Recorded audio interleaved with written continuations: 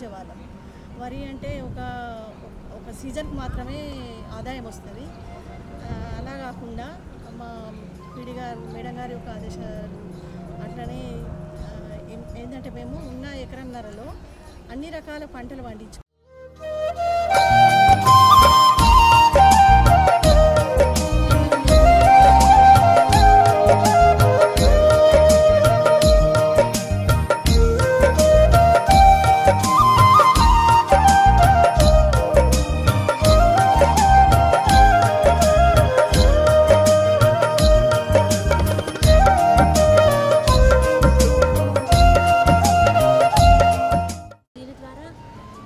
పెట్టుబడి పెట్టిన దానికంటే ఒక 70% లాభం వచ్చింది.